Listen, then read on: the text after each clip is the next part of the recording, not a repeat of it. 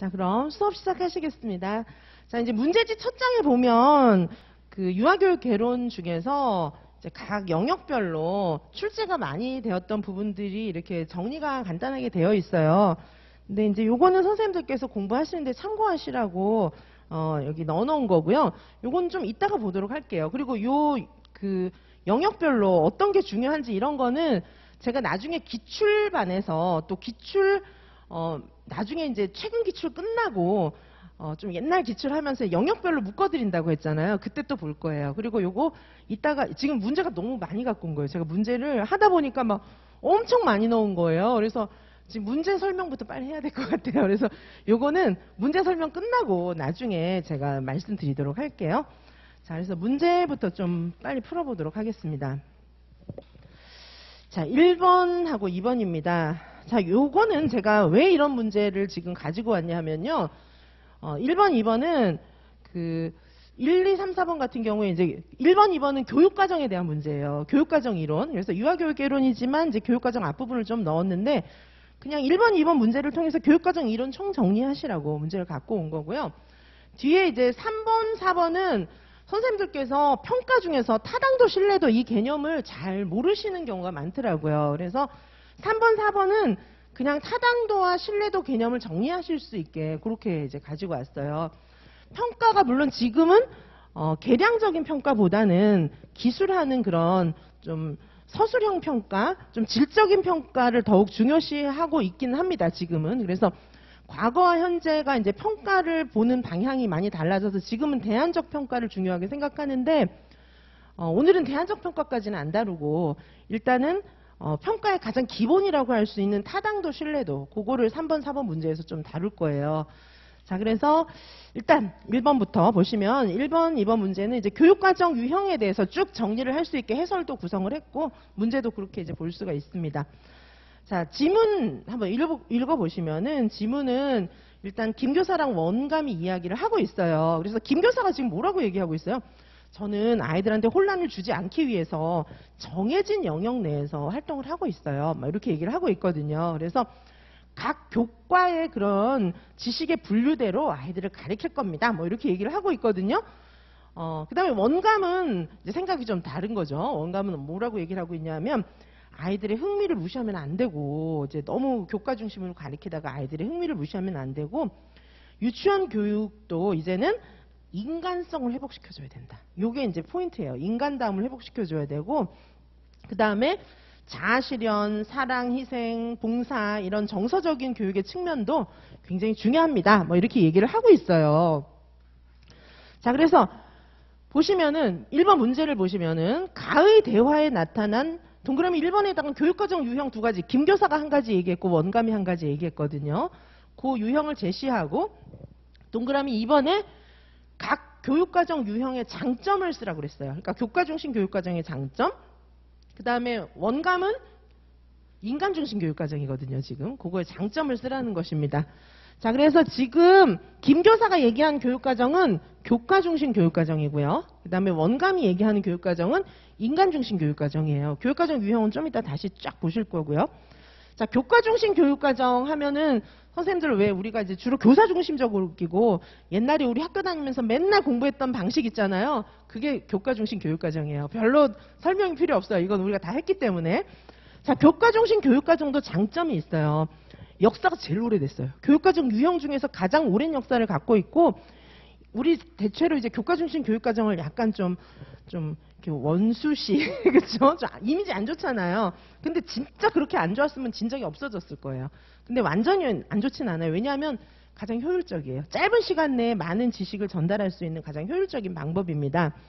자, 그런 장점이 있어요. 그래서 장점은 짧은 시간 내에 가장 효율적으로 지식을 전달할 수 있어요. 정확하게 전달할 수 있고요. 그리고 사실은 굉장히 장점이 뭐냐면 교사만 잘하면 수업 성공이에요. 이거는 교사만 좀 준비를 잘하면. 그리고 초임 교사들은 교과 중심 교육과정이 훨씬 편해요. 자, 그 다음에 여기 인간 중심 교육과정. 요게 이제 인간 중심 교육과정이라고 하는 것은 사실 교육과정 재개념주의자들이나 이런 분들은 인간 중심 교육과정을 굉장히 선호하고 주장하고 있어요. 자, 인간 중심 교육과정의 장점은 아이들을 존중해줘요. 그죠? 학교 다니면서 막 유치원뿐 아니라 초중고등학교, 대학교 막 다니면서 애들 자살하고 그럴 일이 없어요. 인간중심 교육과정은. 애들을 존중해주고 자신들의 어떤 실존을 찾아갈 수 있도록 만드는 그런 교육과정입니다. 그리고 과거에는 우리 인지적 측면만 중요하게 생각했는데 이제 인간중심 교육과정에서는 정의적 측면의 교육도 굉장히 중요하게 생각합니다. 자, 그래서 지금 답은, 이 문제에서 답을 찾을 수 있는 것은 김교사는 교과중심 교육과정, 원감은 인간중심 교육과정, 이렇게 이제 찾을 수 있고요. 여기다가 뭐 누구는 뭐 이렇게 쓸 필요는 없어요. 여기 문제 자체에 교육과정 유형 2가지를 써라 이렇게 되어 있기 때문에 교육과정 유형 2가지만 쓰면 됩니다. 뭐 본문에 근거하여 막 이런 얘기가 없잖아요. 이렇게 딱 쓰시고 그 다음에 장점 각각 설명하시면 돼요. 장점은 이렇게 설명하시는 것이 가장 일반적이지만 여기 밑에 나와 있는 다른 그런 사례로 설명을 하셔도 좋습니다. 나온 김에 요거는 제가 정리를 좀 해드릴게요. 교육과정 유형은, 그쵸? 교육과정 변천사 순서대로입니다. 교과중심 교육과정 역사가 제일 오래됐어요. 자, 교과중심 교육과정은 교사 중심의 설명 위주의 교수법입니다. 그래서 책에 나와 있는 거 딱 가리키는 거예요. 책도 그 다음에 어떻게 편성하냐 하면은 이게 이제 교육과정 이론은 우리 유아교육에만 있는 게 아니고 초중등에 다 있는 거거든요. 자, 그래서 교과서도 어떻게 만드냐 하면은 이제 초중등 교과서가 있으니까요. 교과서도 국어, 수학, 영어, 뭐 과학도 막 여러 과학 영역대로 이렇게 다 나눠가지고 이렇게 학문을 편성해가지고 그렇게 가리키는 거예요. 자, 그게 이제 교과중심 교육과정이에요. 우리 융합형 교육과정은 그렇지가 않잖아요. 자, 그래서 여기는 한정된 교과 영역 내에서 학습해요. 막 통합 이런 거 아니에요. 그거를 잘 알으라는 거죠. 그렇죠? 자, 그리고 단편적이고 분과적인 교과 조직. 그래서 과학도 이렇게 막 뭉치지 않고 뭐 생물, 화학 막 이런 식으로 딱딱 띄는 거예요. 그렇죠? 자, 학습자의 흥미나 필요는 전혀 고려하지 않는 거죠. 학문의 편제만 중요하게 생각해요. 자, 여기서 출발해서 이제 또 유아교육도 이렇게 만들 수도 있는 거고요. 그 다음에 경험중심 교육과정은 주로 누구 겁니까? 이거는 듀이 거죠. 경험중심 교육과정은 주로 존 듀이가 이야기했어요. 그렇죠? 주로 이제 여기는 아동중심 학자들이 이야기를 많이 했습니다. 그래서 여기는 뭐냐면 이게 이제 학문의 흐름도 정반합 이런 게 있어요. 뭐를 하나를 막 주장하면은 그거에 대한 반동이 나오는 거죠. 그래서 교과중심 교육학이 진짜 오래 걸렸어요. 이게 지금 순서적으로 얘기를 하니까 이게 평등한 것 같지만은 교과중심 교육학은요, 최근까지, 지금도 쓰잖아요. 진짜 오래됐어요. 학문이라는 게 생기고 딱 시작된 게 교과중심 교육학이고요. 경험중심은 아동중심 사상가들 나오면서 굉장히 늦게 시작됐습니다. 그래서 듀이가 여기 대표 주자고요. 자, 그래서 이거는 뭐냐 하면 학습자의 흥미와 경험을 기초로 해서 개인의 성장과 문제 해결 능력을 기르는 거예요. 그러니까 학문의 편제대로 이렇게 가는 게 아니라 실생활에 적용하는 게 필요해요. 근데 실생활에서 예를 들면 선생님들 학교 다닐 때는 1교시 국어, 2교시 영어 막 이랬단 말이죠. 근데 사회에 나가보니까 1교시에는 국어 갖고 문제 해결 다 하고 2교시에는 영어 갖고 문제 해결 다 하고 이런 상황은 없잖아요.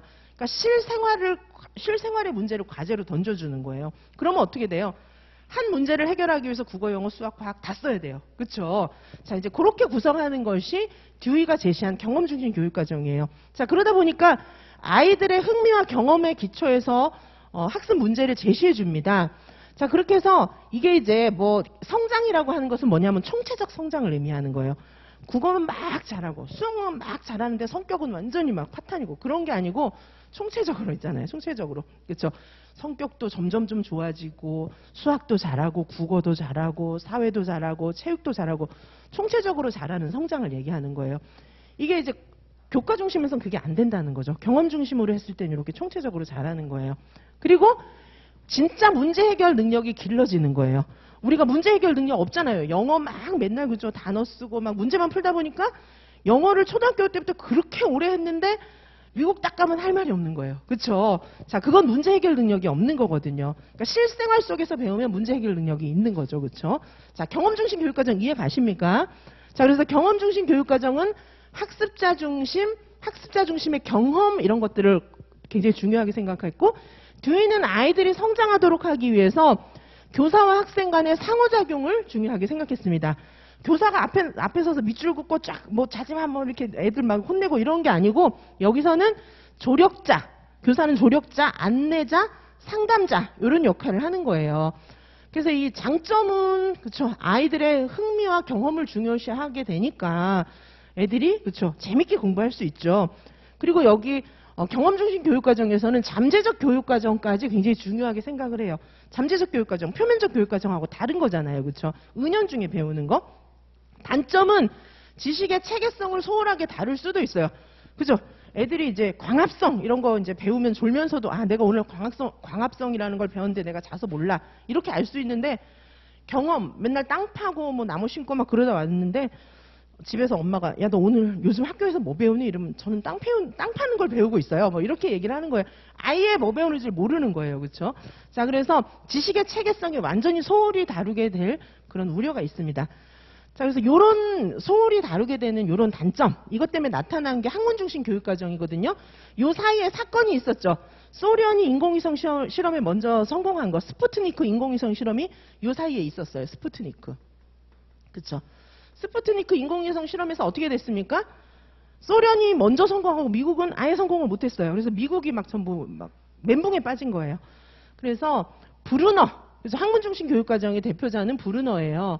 브루너가 우주호울이라고 하는 시골 마을에 모든 사람들을 다 모아가지고 모든 사람은 뭐 미국 전 국민을 모은 건 아니고 이제 그 각계각층의 유명 인사들 그래서 다 모아가지고 아니 우리가 어쩌다가 소련한테 졌냐 막 이런 얘기를 하게 된 거예요. 그래서 거기서 나온 얘기들을 모아가지고 책을 만들었어요. 그게 이제 교육의 과정이라는 책이 있는데 거기서 브루너가 이제 어떤 얘기를 했냐면 와 우리가 이렇게 진 이유는 너무 생활 중심으로 애들 맨날 모아가지고 뭐 흥미 이런 것만 추구하니까 이렇게 진 거야. 기초 학습 능력이 부족해. 이런 결론에 이른 거예요. 그래서 아이들한테 학교에서 뭘 가르쳐야 하냐면 지식의 구조를 가르쳐야 된다. 이렇게 얘기를 했어요. 지식의 구조를 가르치는데 지식의 구조를 가르칠 때 이제 지식의 구조라고 하는 것은 지식의 기본 개념, 기본 아이디어, 핵심 개념 이런 걸 얘기하는 거예요. 그러니까 학문적인 그런 지식의 기본 개념을 가르치자는 거죠. 그리고 이제 이걸 그럼 어떻게 가르치냐는 거죠. 어려운데 이런 거는. 자 그러면 그렇게 해서 나선형 교육과정으로 이렇게 교육과정을 편성해서 가르치는 방법이 있다. 이렇게 얘기를 한 거예요. 학문 중심 교육과정에서 나온 얘기예요. 나선형 교육과정. 그렇죠? 나선형 교육과정이란 나사 모처럼 생긴 거예요. 그래서 갈수록 깊이 있고 폭도 넓어지는 거예요. 자, 그죠? 그래서 예를 들면은 여기 이제 노벨 물리학상을 받은 사람이 아는 물리학의 세계가 있어요.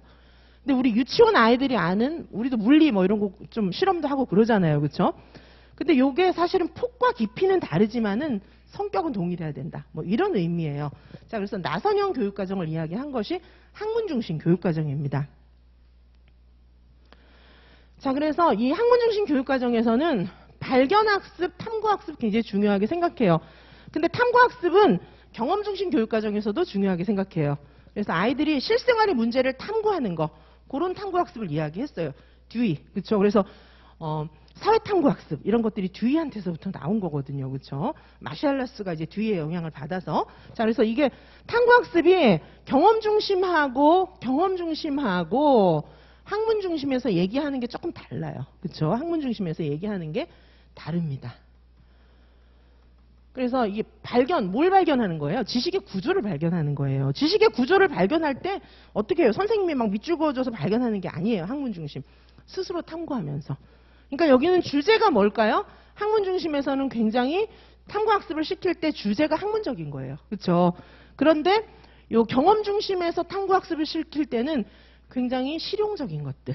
그러니까 사회를 탐구한다던가 뭐 이런 것들을 이렇게 주제를 주는 거죠. 그렇죠? 그래서 선생님들께서 탐구학습이라는 용어, 이렇게 사회탐구학습 이런 거 나오기도 하고, 그 다음에 학문적으로 막 뭘 이렇게 깊이 있게 탐구하는 그런 분위기인데, 거기도 탐구학습이 나오면 도대체 탐구학습 뭐야? 막 이렇게 생각하실 수 있는데, 이건 하나의 방법이에요, 방법. 그쵸?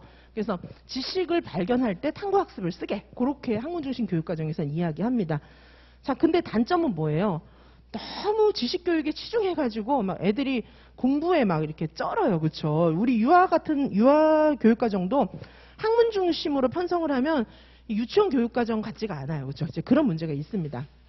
자, 그리고 인간 중심 교육과정이 있어요. 요거는 이제 교육과정 재개념주의자들, 선생님들께서 이제 재개념이라는 얘기를 제 수업에서는 이제 많이 했는데, 이게 뭐냐 하면 그동안 너무 공부하니까 애들이 학교 다니면서 이게 행복한 게 아니라 거의 정신병, 정신분열 이런 거 생기는 거예요. 자살하고. 그렇죠? 아니 애들 정신병 걸리려고 우리가 교육하나? 그럴 바에는 교육 안 하는 게 낫죠. 그렇죠? 그리고 행복하려고 교육하는 건데. 그리고 애들끼리 서로 더 싸우는 거예요. 막 경쟁하면서. 그렇죠? 자, 이거를 원래 원한 건 아니다. 이제 그런 반성이 생기게 된 거예요. 그래서 이 교육과정 재개념주의자들이 인간 중심 교육과정을 주장했어요. 그래서 뭐냐 하면 여기서는 정의적인 영역을 굉장히 강조합니다. 정의적 영역. 우리 인지적 영역하고 정의적 영역. 그렇죠? 이렇게 이제 학습 목표를 세울 때 인지적 영역, 정의적 영역 이렇게 나눌 수 있잖아요. 근데 인지적 영역만 치중하니까 이건 안 되겠다. 정의적 영역이 중요하다. 이렇게 돼서 감정이라든가 정서라든가 이런 부분을 중요하게 생각하고 있고요. 인간 중심 교육 과정이 사실 요즘 트렌드죠. 요즘 요거 굉장히 강조하고 있어요. 2019 개정 누리과정에도 이런 생각들이 녹아 있죠. 그렇죠? 그래서 인간 중심 교육 과정에서는 인간다움을 회복시키려고 하고 자, 인간적인 관계라든가 정서적인 거, 정의적인 교육 이런 것들을 중요하게 생각하고 있습니다. 자, 그런데 이제 이거를 실제로 적용하는 데는 좀 어려움이 있어요. 인간 중심 교육 과정을 적용하는 데는. 자, 그래서 지금까지 제가 말씀드린 게 여기 표에 딱 정리가 되어 있거든요. 교과 중심, 경험 중심, 학문 중심, 인간 중심 이렇게 정리가 되어 있으니까 한번 보시고요. 기타 교육과정까지 정리를 다 해놨어요. 교육과정은 요거 표 하나 하면 거의 정리가 되실 것 같아요. 선생님들 얘기 많이 들어보셨던 아이즈너의 영교육과정 있죠. 그 다음에 잠재적 교육과정 있죠. 그렇죠? 자, 영교육과정이라는 건 뭐죠? 학교에서 일부러 안 가르치는 교육과정이에요. 그게 영교육과정이고요. 아이즈너가 얘기했어요. 아이즈너. 자, 그 다음에 잠재적 교육과정이라고 하는 것은 학교에서 학생이 갖는 경험 중에서 의도한 바와 관련되지 않은 경험, 그냥 은연중에 배우는 경험이에요. 그래서 뭐 잠재적 교육과정도 여러 가지가 있는데 그냥 참고를 좀 보시고요. 자, 그래서 여기 표로 표면적 교육과정과 잠재적 교육과정을 비교를 해놨어요. 그렇죠? 그래서 표면적 과정은 문서화된 공식 과정, 그다음에 잠재적 교육과정은 학교에서 의도하지 않았지만 무의도적으로 은연중에 배우는 그런 교과의 내용입니다. 자, 이렇게 해서 교육과정 변천사 쭉 정리를 해드렸고요. 자, 1번 답은 선생님들 되셨죠? 그렇죠? 그리고 이 내용 정리도 한번 좀 보시도록 하면 좋겠습니다. 자, 그 다음에 2번이에요. 2번. 지능을 일상생활에서 직면하는 문제를 해결하는 능력과 같은 다원적인 시각에서 파악할 수 있다. 이거 선생님들 우리가 원래 알고 있던 지능하고 다르지 않아요? 지능, 제 머리 좋다 이러면 쟤는 IQ 150이야. 뭐 이런 거잖아요. 그 다음에 쟤 좀 머리 나쁘다 이러면 쟤는 IQ 2자리인가 봐. 뭐 이런 거 있잖아요. 사실 2자리도 정상이에요. 90 뭐 이 정도부터는 정상인데 정상 범주예요. 보통 범주입니다. 그런데 지능을 일상생활에서 직면하는 문제를 해결하는 능력 뭐 이렇게 생각해 본 적은 별로 없잖아요. 사실 그렇죠. 이게 굉장히 교육 개혁적인 관점이에요. 자, 그래서 나의 교사들의 대화에 근거해서 두 유아에게 발달한 지능의 요소를 설명하시오. 이렇게 되어 있는데 이 교사가 지금 누구 얘기하고 있어요? 미정이. 미정이 지금 리더십이 있는 아이예요. 그렇죠? 리더십. 서교사가 이야기하고 있는 현우는 뭡니까? 동식물 돌보기를 잘하고 있습니다. 그렇죠?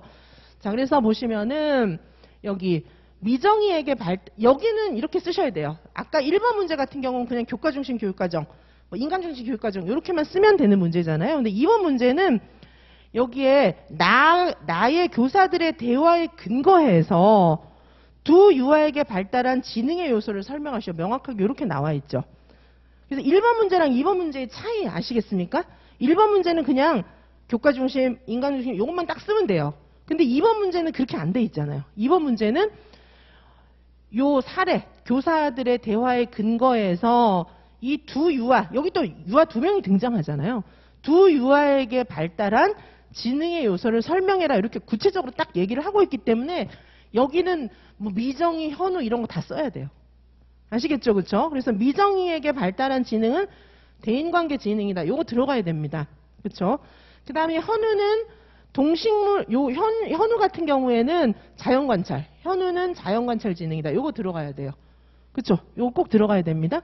그리고 이제 설명하라고 그랬잖아요. 설명하라고 그랬는데 요 개념을 설명하는 게 아니고 요 사례에서 왜 얘가 이 지능이 발달했는지 그걸 쓰라는 거잖아요. 그렇죠? 그래서 그거 얘기를 쓰셔야 돼요. 여기는 뭐 친구들에게 리더십이 있는 모습을 보였기 때문이다. 이렇게 해서 저는 이제 대인관계 지능 이렇게 썼는데 뭐 표현은 조금 달라도 괜찮은데 여기서는 뭐냐 하면 여기 지문하고 맞아야 돼요. 그렇죠? 지문하고 맞아야 되고 개념이 제대로 반영이 되어 있어야 됩니다. 그죠? 그다음에 두 번째 문제도 자연관찰 지능 요 얘기 들어가야 되고요. 그 다음에 동식물을 관찰하고 분석할 수 있는 능력을 지녔기 때문이다. 뭐 여기 얘가 지금 하고 있으니까 그렇죠. 그래서 지문하고 맞아야 되고 개념하고 맥락이 맞아야 됩니다. 자, 여기는 요렇게 적혀야 돼. 1번하고 2번 문제는 쓰는 방식이 다른 거죠. 그렇죠? 자, 그래서 다중지능 이론을 선생님들 잘 이제 공부를 좀 해주시고요. 자, 다중지능 이론은 굉장히 이제 발상의 전환이죠. 굉장히 많이 달라지고, 아이들을 보는 시각이 너무 달라지는 거예요. 맨날 공부 잘하는 애, 요것만 찾다가, 지적으로 우수한 애는 훌륭한 애, 이렇게 생각을 했지만, 다중지능 이론에서는 인간의 능력의 범위라는 건 굉장히 다양하고, 아이들의 소질과 특성도 다양하다. 그러므로 교육도 다양하게 해야 된다. 이런 방향을 제시를 해줬기 때문에 다중지능 이론은 굉장히 중요하고 현재의 교육의 방향이고요. 교육계획의 방향이기 때문에 그 다음에 2019 개정 누리과정에서도 이런 관점을 갖고 있어요. 자, 가드너의 아주 9가지 다중지능은 기억을 하셔야 됩니다. 요거 어제 문풀에도 이제 나왔었죠. 왜냐하면 기출됐었으니까 그렇죠. 자, 그래서 보시면 이렇게 묶어서 외우시라고 제가 늘 말씀드리고 있어요. 그래서 가드너가 얘기한 건 원래 7가지 지능을 얘기했어요. 7가지 지능을 얘기해서 언어, 음악, 논리, 수학 요거 이렇게 묶어서 외우시고요. 3개 정도는 외울 수 있으니까 우리가 그렇죠? 그다음에 공간, 감각 능력이 있는 사람은 운동을 잘한다. 뭐 이렇게 해가지고 공간, 운동 이렇게 2개 외우시고 그다음에 개인, 내적, 대인관계니까 나를 알고 남을 아는 거예요. 그래서 개인, 내적, 대인관계 이렇게 기억을 해주시고 그 다음에 이제 자연관찰 하나 정도는 외울 수 있죠. 뭐 애들이 워낙 개미 뭐 이런 거 좋아하니까 자연관찰. 그 다음에 플러스 이제 실존지능인데 이건 유아랑은 크게 관련은 없어요. 유아 애들이 무슨 실존지능 뭐 이런 것까지 아직 생각을 못하니까 주로 이제 성직자들 이런 분들이 인간의 실존 문제에 대해서 생각을 하는 거죠. 자, 그래서 이렇게 9가지 기억을 해주시고요. 자, 여기서 미정이는 리더십이 있고 막 이런 거는 대인관계를 잘하는 겁니다. 그렇죠? 인간관계를 맺는 능력이 좋은 건데 보통 리더십 같은 게 있어요. 이런 애들은. 그렇죠? 자, 그래서 대인관계 지능이고요. 그 다음에 여기 현우는 동식물 돌보기를 잘하고 있잖아요. 이건 동식물 요거 들어가면 자연관찰 지능이죠. 그렇죠? 그래서 요거 한번 봐주시면 되겠습니다. 자, 그 다음에 3번 문제로 좀 넘어가 볼까요? 3번입니다. 자, 3번, 4번인데요. 일단 이제 타당도와 신뢰도 문제예요. 이거 뭐 타당도와 신뢰도 나오면 이제 맨날 좀 헷갈리시는 것 같기도 한데, 자, 이제 오늘 정리를 좀 다 하려고 그래요. 타당도, 신뢰도 완전 다 정리를 좀 해보도록 하겠습니다. 오늘은 이제 신뢰도, 타당도, 신뢰도 중에서 이제 타당도보다는 신뢰도가 정리가 좀 많이 되어 있는데, 네. 자, 이게 이제 뭐냐 하면, 타당도 개념이 좀 더 어려울 수는 있어요. 예를 들면 일단 이렇게 기억을 해주세요. 자, 우리가 얘가 머리가 좋은지 보려고 IQ를 측정을 해요. IQ. 얘가 머리가 좋은지 봐야 되겠다. 이래갖고 IQ를 재요. 근데 IQ를 재는데 내 생각에는 아무리 봐도 머리가 크면 IQ가 좋을 것 같아요. 그래가지고 줄 짜가지고 머리둘레를 쟀어요. 머리둘레. IQ, 머리가 크면은 머리가 좋을 것 같아. 이래가지고 줄자로 머리둘레 쟀어요. 줄자로 머리둘레를 몇 번 쟀냐 하면은 정확하게 IQ 측정을 하기 위해서 머리둘레를 20번 쟀어요. 그죠? 20번 쟀는데 오차 범위가 0.01mm 밖에 안 돼요. 거의 20번이 똑같이 나왔어요. 정확하게 쟀어요. 줄자로 쟀으니까. 자, 요거는 지금 타당도와 신뢰도 면에서 타당도, 신뢰도 면에서 지금 뭐는 높고 뭐는 낮은 겁니까? 여기서 신뢰도는 되게 높은 거예요. 왜냐하면 여러 번 쟀는데 정확하게 쟀잖아요. 여러 번 쟀는데 똑같이 나왔어요. 정확하게 쟀잖아요. 그건 신뢰도가 높은 거예요. 자, 신뢰도라고 하는 것은 여러 번 측정을 했는데 정확한 값이 나왔다. 그건 신뢰도가 높은 거예요. 근데 타당도는 이건 아예 없는 거죠. 뭐 머리둘레하고 IQ랑은 전혀 상관이 없어요. 그렇죠? 그래서 이거는 측정할 만한 거를 측정한 게 아니에요. 아시겠죠? 그렇죠? 타당도는 엄청 낮은 겁니다. 자, 그 다음에 타당도하고 또 타당도 설명을 좀 더 하면은 예를 들면은 중고등학교에서 선생님이 수학시험을 봐요. 자, 수학시험을 보는데 그쵸? 수학시험을 보는데 수학 문제를 전부 영어로 출제했어요. 그죠? 영어로 출제했어요. 요거는 뭐 신뢰도는 지금 생각할 필요 없고 타당도가 높은 걸까요? 낮은 걸까요? 당연히 낮은 거죠. 자, 왜 그러냐 하면 수학 시험이니까 수학 실력을 재야 되잖아요. 근데 이 수학 점수에는 어떤 점수까지 반영되어 있는 거예요? 영어 점수까지. 그쵸? 그래서 요거는 타당도가 낮은 거예요. 아시겠죠? 자, 그래서 여기 이제 신뢰도라고 하는 것은 그쵸? 신뢰도, 타당도 이렇게 나오는데요. 이 신뢰도라고 하는 것은 잰 값이 정확한 거예요. 아시겠죠? 자, 그래서 보통은 신뢰도를 높이기 위해서는 여러 번 재봐요. 자, 이 저울이 되게 믿을만해요. 신뢰할 만해요. 저울의 신뢰도가 높으면 내가 몸무게를 쟀는데 10번을 쟀는데 몸무게가 거의 비슷하게 나와요. 그러면 이 저울은 신뢰로운 거예요. 그죠? 근데 몸무게를 쟀는데 잴 때마다 막 5kg, 10kg, 20kg씩 막 틀려요. 그럼 이 저울은 믿을 만한 저울이 아니에요. 갖다 버려야 되는 거예요. 그렇죠? 신뢰도가 낮은 거예요. 평가 도구도 마찬가지예요. 신뢰도 이해 가십니까? 그렇죠? 쟀을 때 정확하게 재는 거. 그게 신뢰도예요. 타당도는 잴 만한 것을 재야 돼요. 그렇죠? 그래서 IQ를 잴 때 머리둘레 재는 거는 정확하게 잴 수는 있지만 타당하진 않아요. 그렇죠? 그 다음에 수학 시험을 보면서 영어로 문제 내는 거 이거는 타당하지가 않아요. 왜냐하면 거기에는 얘는 수학 실력이 아니에요. 이거는 얘는 수학은 되게 잘하는데 영어를 못해가지고 다 틀릴 수도 있어요. 그렇죠? 자, 그래서 그것도 타당하지 않은 거예요. 자, 이해 가시죠? 그렇죠? 일단 개념을 좀 이해를 하시면 좋을 것 같고요. 자, 여기 3번 문제 보시면 좋겠는데 선생님들의 눈이 약간씩 이제 좀 줄어들고 있어요. 그렇죠? 이게 타당도 신뢰도 뭐 교육과정 변천 이런 것도 그렇게 뭐 만만한 개념은 아니잖아요. 그렇죠? 자, 좀 더 하실 수 있겠습니까? 네, 그럼 3번, 4번까지 풀고 쉬도록 하겠습니다. 자, 3번. 서교사는 유아의 행동 특성을 측정하기 위해서 표준화 검사 도구를 제작했어요. 표준화 검사 도구는 특별히 엄격한 그런 제작 과정을 거쳐서 타당도와 신뢰도를 굉장히 높이는 과정을 포함하고 있는 그런 검사 도구예요. 표준화 검사는. 그래서 표준화 검사라고 하는 것은 말 그대로 표준화가 되어 있는 거예요. 누가 재든지 누가 어디에서 전국 어디에서 재든지 결과가 동일하게 나와야 되는 거죠. 표준화 검사 도구의 대표적인 것은 IQ 도구 이런 거예요. IQ 검사, 그 다음에 이제 성격 유형 검사 이런 거 있잖아요. MBTI 뭐 이런 것들. 그런 게 표준화 검사예요. 이해가 가시죠? 그렇죠? 자, 표준화 검사 도구를 우리도 만들 수는 있어요. 근데 좀 많은 시간 동안 심혈을 기울여야 되겠죠. 표준화 검사 도구를 이제 선생님이 제작했어요. 가에 제시된 동그라미 1과 동그라미 2는 김 교사가 제작한 표준화 검사 도구의 타당도와 신뢰도를 관역의 총을 쏜 형태로 나타낸 그림이에요. 1번, 2번은. 자, 그래서 관역은 평가의 목표를 의미해요.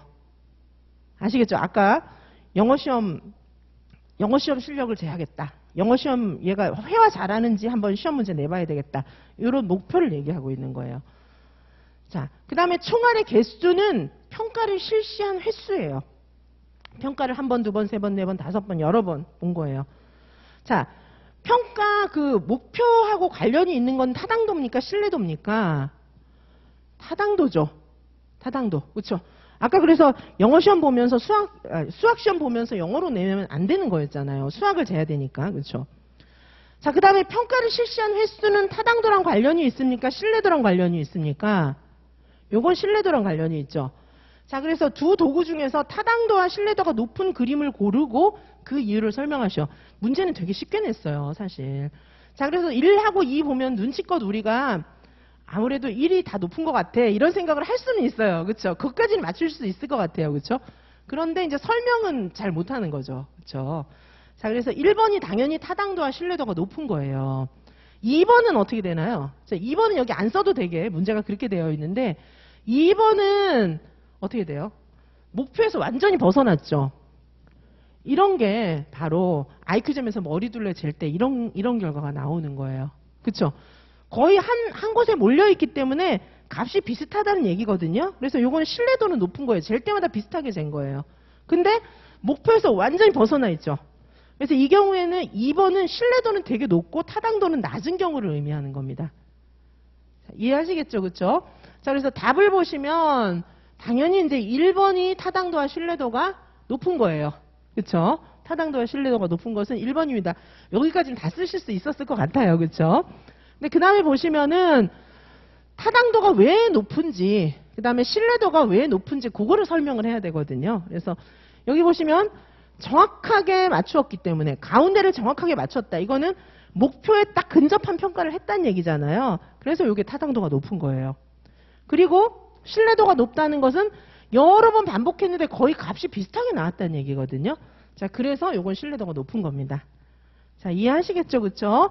자, 그래서 관역을 이렇게 표시할 수 있어요. 타당도, 신뢰도를 설명할 때 많이 쓰는 그림이에요. 이거는. 그쵸? 1번은 좀 전에 제가 설명했어요. 이거는 타당도, 신뢰도가 다 높은 거예요. 그 다음에 2번은 총알이 모여있으나 가운데를 맞추지 못했기 때문에 이건 신뢰도는 높지만 타당도는 낮은 거예요. 그쵸? 자, 그 다음에 3번. 3번은 어떤 거죠? 3번은 어쨌든 이게 이제 중심에 맞추려고 이렇게 노력을 좀 했어요. 이거하고는 틀린 거예요. 얘는 그냥 지 멋대로 퍼져 있는 거거든요. 지 멋대로 퍼져 있는 건데 얘는 그래도 중심에 맞추려고 나름 그래 노력을 한 거죠. 중심을 향해서 가려고 하고 있기는 해요. 그래서 3번은 타당도는 높지만 신뢰도는 낮은 거죠. 값이 다 시험 볼 때마다 점수 다 다르게 나오는 거예요. 이거는. 그렇죠?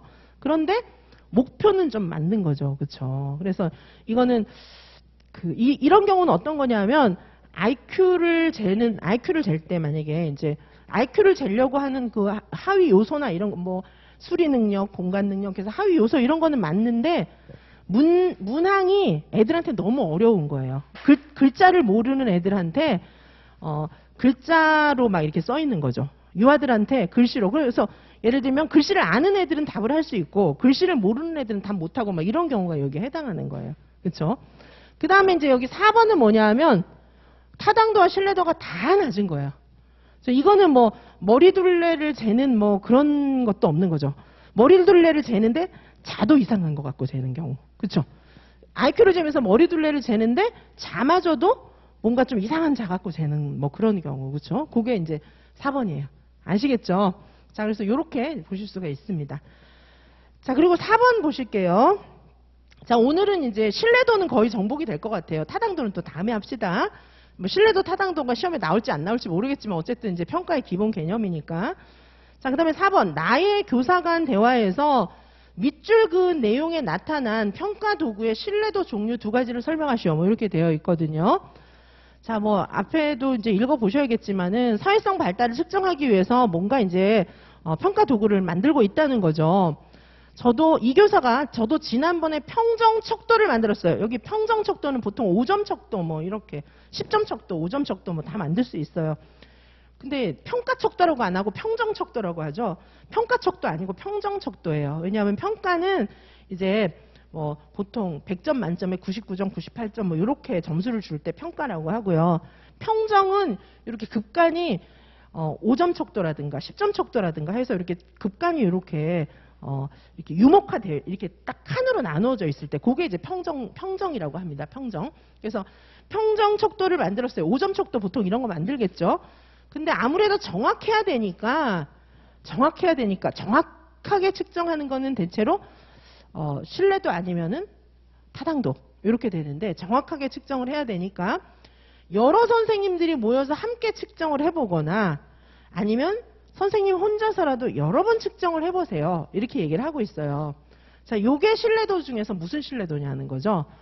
그래서 여기 보시면은 여러 선생님들이 모이는 거, 그거 사이 간 써서 관찰자 간, 여러 명이니까 관찰자 간 신뢰도. 그 다음에 나 혼자서 내가 여러 번 보는 거는 관찰자 내 신뢰도입니다. 그렇죠? 자, 그래서 이게 이제 신뢰도를 어떻게 높일 수 있냐면 예를 들면 선생님들 왜 뭐 김연아 선수나 뭐 스케이트 타고 막 이럴 때 이렇게 그 텔레비전에서 방송해 줄 때 심사위원이 여러 명이잖아요. 이 사람들이 평가한 내용이 이렇게 딱 이렇게 전광판 같은 데 나타나잖아요. 보면은 여러 사람이 평가했는데 점수가 거의 비슷비슷하죠. 막 하는 사람마다 평가 점수가 다 다르고 그런 건 많지는 않잖아요. 조금씩 차이가 있잖아요.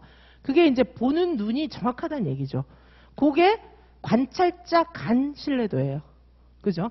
그다음에 이제 여러 사람을 확보 못할 수도 있잖아요. 유치원에서 나 혼자 여러 번 해볼 수밖에 없어요. 그럴 때는 내가 얘를 이제 평가를 여러 번 해보는 거죠. 평가를 여러 번 해봤는데 예를 들면 얘를 뭐 이제 뭐 어떤 활동을 시켜놓고 내가 점수를 계속 매기거나 아니면은 여기 사회관계 영역이니까 얘가 행동하는 거 보면서 하루 종일 행동하는 거 보면서 얘만 한 번 평가해보고 두 번 평가해보고 세 번 평가해보고 뭐 이렇게 하는 거죠.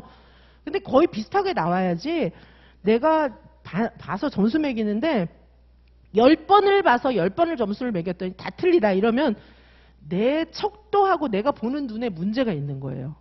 그렇죠. 자, 거의 비슷하게 나오는 게 정상입니다. 신뢰도가 여기 관찰자 신뢰도가 높기 위해서는 거의 비슷하게 나와야 돼요. 관찰자 간 신뢰도도 그렇고 관찰자 내 신뢰도도 그렇고 요거를 통계적으로 구하는 방법도 있는데 그것까지는 뭐 알 필요 없을 것 같아요. 그렇죠? 자, 그래서 여기 보시면은 관찰자 간 신뢰도, 관찰자 내 신뢰도 이렇게 요거 두 개 들어가야 되고요.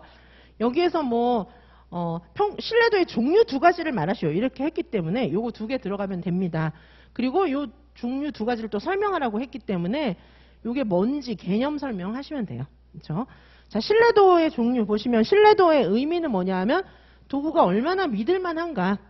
근데 이제 그냥 요렇게 얼마나 믿을만한가 요것만 써놓으면은 믿을만하다는 게 타당도인지 신뢰도인지 알 수가 없잖아요. 여기서 이제 의미는 아시겠죠, 그렇죠? 도구가 얼마나 믿을만한가. 자, 그래서 이게 이제 뭐냐면 이게 피험자, 동일한 학생에게 동일한 시험을 반복해가지고 얼마나 점수가 똑같냐 그걸 보는 거예요. 그게 신뢰도입니다, 그렇죠? 자, 그래서 이게 뭐 이제 신뢰도를 높이기 위한 그런 조건들도 있어요. 조건들도 있는데 보시고요. 그 다음에 신뢰도의 종류는 여러 가지가 있어요. 그냥 간단하게만 설명할게요. 이거 뭐 이렇게 깊이까지는 알 필요가 없기도 한데 왜냐하면 이런 제목들이 시험에 나온 적이 있어요. 기출에 나온 적이 있는데 차라리 이렇게 확 다 자세히 설명을 하는 게 낫지 이렇게 써놓는 게 낫지 그냥 쉽게 써놓으면 오히려 더 모르겠더라고요. 그렇죠? 그래서 그냥 제가 말씀을 그냥 이렇게 드릴게요. 재검사 신뢰도라고 하는 것은 뭐냐 하면 검사를 여러 번 해보는 거예요. 똑같은 검사를 여러 번 해보는 거예요. 그래가지고 이게 사실은 통계를 내요. 그래서 1회차 시험, 2회차 시험, 3회차 시험, 4회차 시험 이렇게 해서 상관계수라는 걸 구해요. 상관계수 구하는 것까지는 알 필요가 없어요. 그래서 상관계수가 엄청 높게 나오면 그거는 믿을만하다. 그렇죠? 이 평가는 굉장히 통계 방법 뭐 이런 거랑 관련이 있거든요. 자, 그래서 통계 방법은 알 필요가 없고 똑같은 검사를 두 번 치게 해가지고 그거 상관성을 구하는 거예요. 그러면은 이게 두 번 검사해서 영어 시험을 두 번 봐요. 영어 시험을 세 번 봐요. 예를 들면. 근데 점수가 비슷해요. 얘 점수가. 그러면 얘 점수를 확실하게 채점을 정확하게 했구나. 이런 생각을 할 수가 있잖아요. 그렇죠? 그 다음에 여기 동형검사 신뢰도라고 하는 것은 뭐냐면 똑같은 시험은 이제 좀 치기 어려운 경우가 많기 때문에 비슷한 문제를 만들어서 또 시험 보는 거예요. 그게 동형검사 신뢰도고요.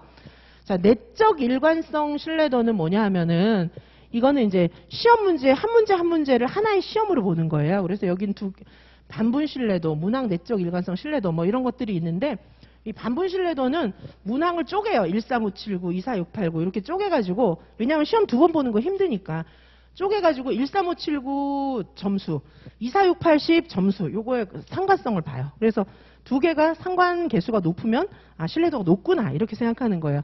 문항 내적 일관성 신뢰도라고 하는 것은 보통 이제 크롬바 알파 계수 이런 걸로 구하는 건데요. 요거는 한 문제를 하나의 시험으로 봐갖고 통계를 돌려가지고 관련성을 구하는 거예요. 그렇죠? 그래서 이거는 이제 그러면 문항 두 개만 갖고도 구할 수가 있는 거죠. 문항 세 개만 갖고도 구할 수가 있고 각각의 시험으로 봐서 그래서 이거는 그 SPSS 이런 통계 도구가 있어요. 그런 도구에다 돌리는 거예요. 그렇죠? 그래서 이거는 문항 하나하나를 하나의 시험으로 봐서 상관성을 통계적으로 구하는 방법이에요. 자, 요런 거를 내적 일관성 신뢰도라고 해요.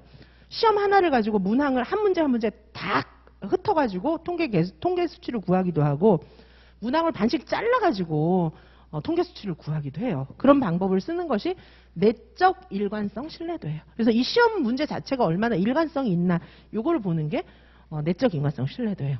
그 다음에 이제 여기까지는 굉장히 일반 시험하고 좀 관련이 있고요.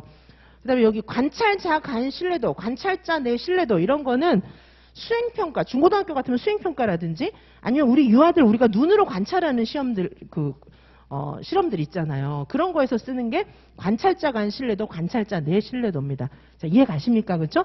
아이들 이제 사회관계 영역 이런 거 사회성 같은 거 측정할 때 선생님들이 평가도구 만들어가지고 평정해가지고 보실 때 그냥 한 번만 띡 하면 이게 믿을만한지 안 믿을만한지 알 수가 없잖아요. 그래서 여러 명, 옆반 선생님, 뭐 앞반 선생님, 뒷반 선생님 다 불러서 여러 명이 같이 보던가. 그래서 각자 본 게 비슷하면 그래도 내 생각, 내 눈이 정확하구나 이렇게 알 수 있잖아요.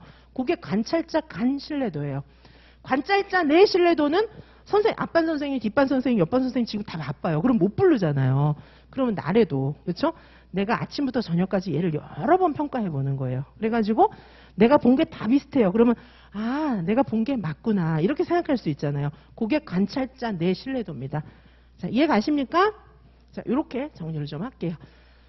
자, 1, 2, 3, 4번까지 했고요. 그 다음에 이제 5번부터는 5번은 좀 5번, 6번은 일단 놀이인데요. 조금 쉬었다가 5번, 6번 놀이 문제 또 보도록 하시겠습니다. 네, 잠시 휴식하시겠습니다.